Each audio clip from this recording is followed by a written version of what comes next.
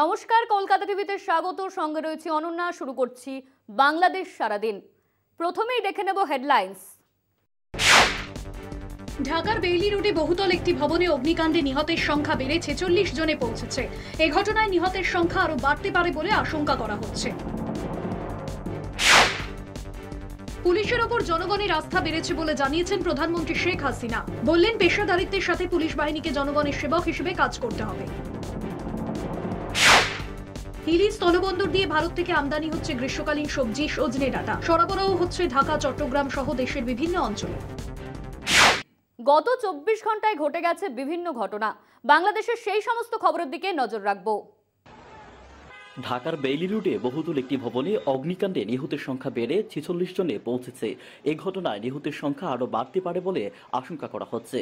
আজ শুক্রবার সকালে শেখ হাসিনা জাতীয় বার্ন ও প্লাস্টিক সার্জারি ইনস্টিটিউটে এসে স্বাস্থ্যমন্ত্রী সামন্তলাল সেন এসব তথ্য জানান। বৃহস্পতিবার রাত 9:45টার দিকে ভবনটিতে আগুন লাগে।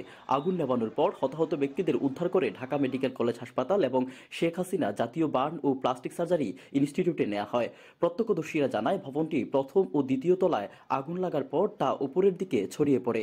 কিছুক্ষণের মধ্যে ফায়ার সার্ভিসের কর্মীরা এসে আগুন নেভানোর চেষ্টা করে। পাশাপাশি ক্রেনের সাহায্যে ভবনের 7ম তলা ও ছাদে আশ্রয় নেওয়া ব্যক্তিদের নামিয়ে আনতে থাকেন তারা। ফায়ার সার্ভিসের 13টি ইউনিটের চেষ্টায় রাত 11:50 দিকে আগুন নিয়ন্ত্রণে আসে।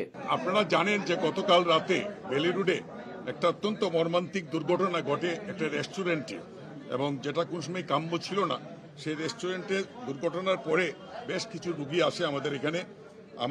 এর মধ্যে যত রুগী আসছিল তার মধ্যে আমাদের এখানে 10টা ডেড বডি, আর ঢাকা মেডিকেলে আসছিল 45টা ডেড বডি। তো ঢাকা মেডিকেলে পরে একজন, 46টা মারা যায়।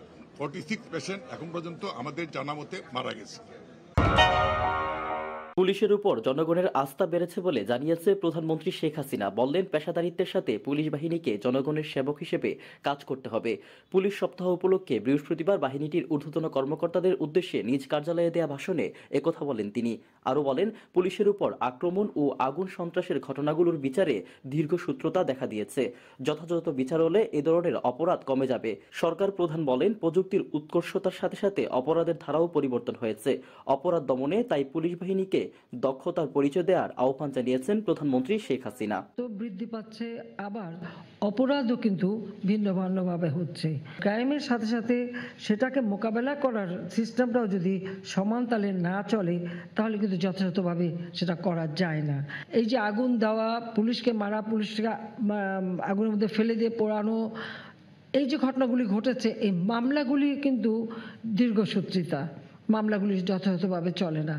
আমি মনে করি যারা এই ধরনের ক্রাইম করে তাদের মামলা এবং সাজাটা যদি দ্রুত হয়ে যায়, তাহলে ভবিষ্যতে আর সাহস পাবে না। বাংলাদেশের হিলি স্থলবন্দর দিয়ে ভারত থেকে আমদানি হচ্ছে গ্রীষ্মকালীন সবজি সজনে ডাঁটা।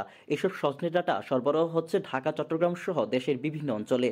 প্রতি টন সজনে ডাঁটা আমদানি করা হচ্ছে $150। শুল্ক পরিশোধ করা হচ্ছে প্রতি কেজি 20 টাকা। পাইকারি পর্যায়ে এসব সজনে ডাঁটা বিক্রি হচ্ছে 80 থেকে 90 টাকা কেজি দরে।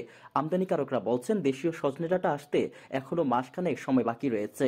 স্থানীয় বাজারে এর চাহিদা বেড়েছে, ফলে আমদানি করতে হচ্ছে। বাংলাদেশের সজনের চাহিদা বাড়ায় ভারতের নাসিক থেকে বাংলাদেশে সজনা প্রবেশ করছে।